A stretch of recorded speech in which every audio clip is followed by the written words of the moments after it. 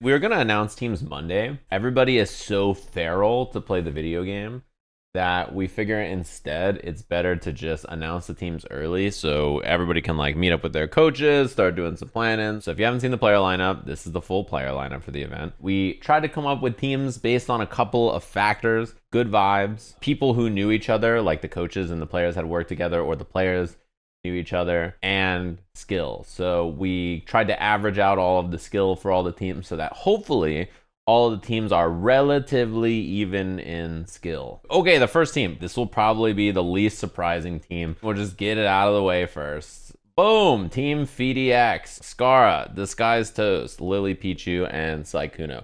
Notice that they're color coordinated. The blue circles, the blue players, that is the person who's going to be playing against all the other blue circles on all the other teams. So as of today, you will know your opponents who you're going to be fighting against, as long as it doesn't change. Some of the teams, maybe the two middle people might swap, or there might be something, but otherwise, you will know the matches. So if you're a green circle, you're the other new players. You'll be trying to beat up Sykkuno. You'll be trying to bully him. So this is Team PhiDX, probably not surprising. Maybe the least surprising team, I think, because he's been working with all those people, right? Team Joey Fury. Yesterday, I got a message from I'm a Cutie Pie that said, don't put me against Skara and all these fucking powerful ass people, man. I'm just a bear, dude. What am I gonna do? Well, there you go. He made it to purple. And by being good at the video game, he is sacrificing himself. Yeah, he's a beast. I can't lie. I think with the right training, he can definitely do it. But that means we know some matchups, right? So, for example, on this team, we know Skara and Cutie are both the blue bubbles, right? So they'll be fighting each other. And then Shifter and Toast are in the same pool. Lily Pichu and Emily Wang. And then Rob, CD, and Sykkuno. They're all in the same groups, right? So you'll kind of get an idea of your opponents and who you can study for. Third team, Team Justin Wong. Box, Afro Senju, Celine, and Connor Eats Pants. We'll have all of it on a nice bracket, so it'll be easy for you to see at the end. Yeah, Afro's great. Like, fighting him adjacent for a long time, but he's also like pretty good at Tekken so far. I was watching him play, and I think his ceiling is quite high. This is our fourth team, Team KawaiiFaceMiles. I like this one. This one came together solid. Sorry, Raditz. You sacrificed yourself by getting purple rank. I actually think he's a sleeper. He's got this. And it helps that he has Sean on his team. So maybe together, by their powers combined, they can Chidori and become the ultimate life form. It's going to be Ray, Sean, Sid, and Porcelain Maid. This is a cool team. There's only 2 teams left. You guys are starting to maybe pick up the vibes on where this is going to go. Show Coney.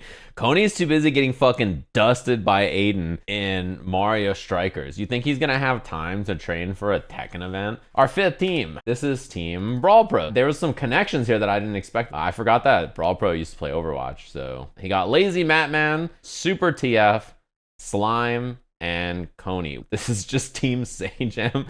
I don't even know what that means. So that sets up our final team, and it's a banger. Look at this team. Look at all their lovely faces. Of course, for Team MYK, Rosemi Lovelock, Kite Hasagawa, E-Rob, and Victoria Brightshield. How do I fight a cartoon? Maybe he could be V-Rob for the event. Wait a minute. That's a genius idea. Okay, so that sets up our first round matches, right? So it's Rosemi Lovelock versus Lazy Matman versus Raditz versus Box versus Cutie versus Skara. Save me from Toon Force.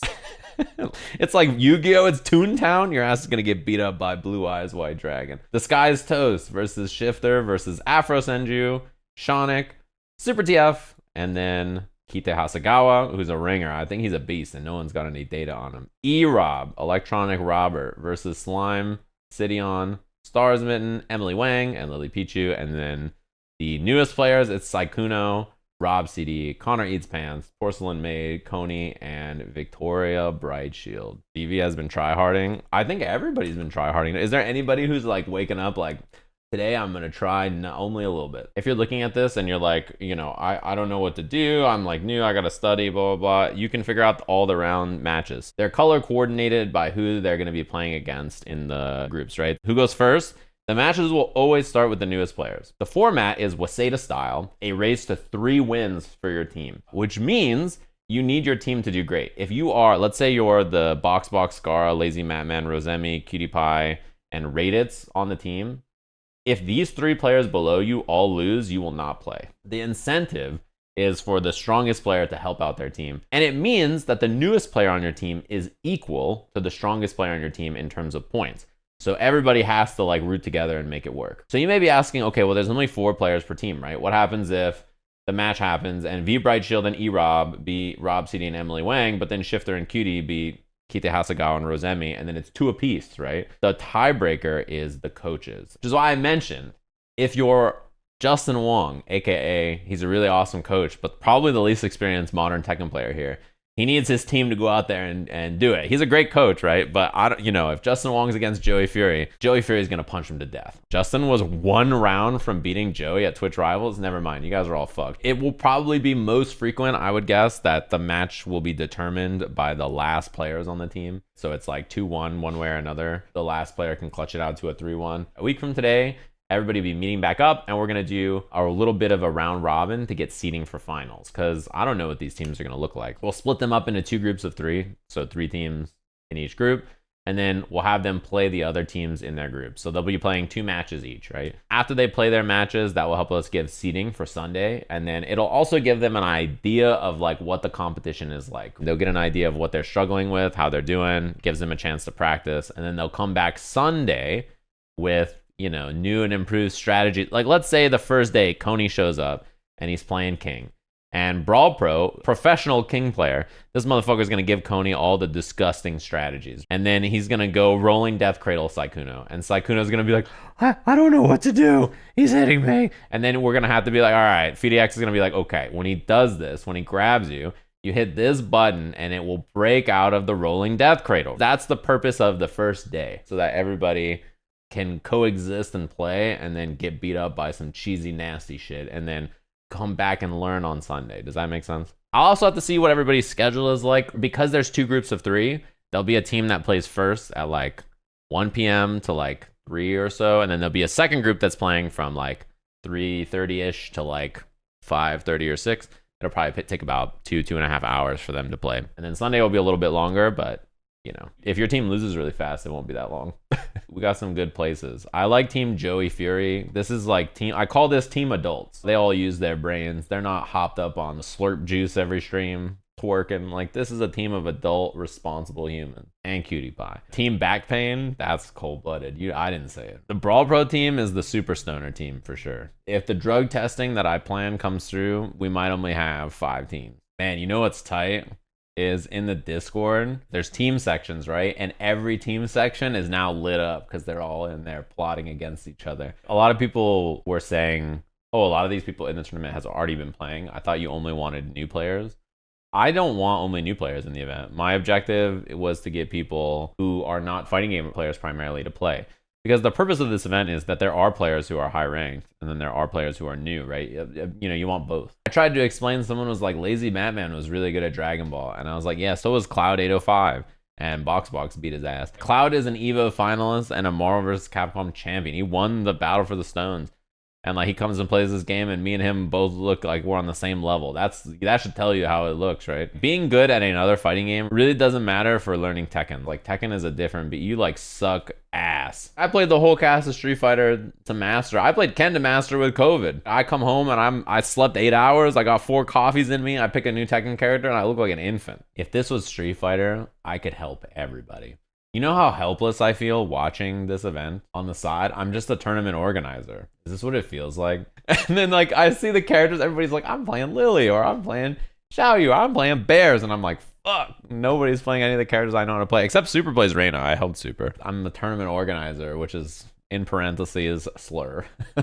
This whole event exists because I was not a clout goblin, and when Box was like, hey man, I need a Tekken coach, instead of being like, I'll help you, I was like, hey man, I don't know fucking shit about Tekken. You gotta grab a Tekken coach, man. Peace. If it was any 2D fighting game, I could help. But because it's Tekken, like, it's so different. So I said the truth, which is that I'm not the right person to do this. PhiDX showed up, and then the rest is history. Now here we are. So the moral of the story is, if you're not an expert at something, just tell them, and then everything will work out okay. Do I think this will be a one-off event, or am I gonna try to do more like it? I will run it if people want to do it. And if nobody wants to do it, I won't run it. The reason this event is happening is because they all wanted to play Tekken, so I was like, sure, we can do something. But I'm not gonna be like, hello streamer, can you come play this game you don't give a fuck about in this tournament you don't care about? You know what I mean? Like, I want to make sure everybody wants to do it. Eris and Rosemi is a missed opportunity. I want you to go to Eris's chat at avoiding the puddle. Hey, do you want to coach Rosemi Lovelock in Tekken 8? And when your cold, dead corpse is lying on the street, I'll walk over you and won't give you a second look. Eris hates questions. And you know what new players have. Imagine giving Eris Saikuno and being like, all right, man, teach this guy some Tekken. And Saikuno asks him why he's green. And then he says he looks like Hagrid. You'd never see Saikuno again. GTA RP streets would be real quiet. I'm trying to prevent a tragedy, okay? You know, I've known Eris for a long time. I have his number. I could call him and be like, hey, man, I got this thing. Do you want to do this? And before I finished the phone call, 2 guys would be outside my house. They'd pull up in the Crown Vic, all black, dicky shorts, long socks, not a hair on their head. They'd pull up and beat my ass. Raccoon coaching would be something. If Raccoon was a coach, Tekken the game would get canceled. Anybody from Europe also can be a coach because I need the coaches to be able to play in the tournament. The main man Swee. You want me to say the sentence I just said again? I can say it for you. Or were you too busy clickety-clacking on your keyboard and you didn't hear what I just said? I sent Lakari a DM asking him to be a coach, yeah. I sent him a DM asking him to be a coach like 2.5 weeks ago. He replied to me yesterday. I also messaged someone at Bandai Namco about supporting the event maybe like a month and a half ago. They hit me up yesterday and we're like, yo, shit, I just saw this. You need any codes? Listen, I'm trying, man. I'm doing my best here, dude. I'm dragging Tekken, kicking and screaming, okay? Like, this is, obviously I'm not an expert, but I'm trying my best, man. Because it's not like I just grab Tekken people because I'm like, you know how to play Tekken, come do this. It's like, you gotta ask somebody who, first of all, has time. Second of all, would be interested in doing something like this. And third of all, it can work with normal streamers and not be a weirdo. That is a tough category for a Tekken player. The fact that I found 6 people is a miracle. If you ever see anybody ask, why didn't he get insert X Tekken person here? The answer is I asked. And either they were busy or not interested or they didn't answer.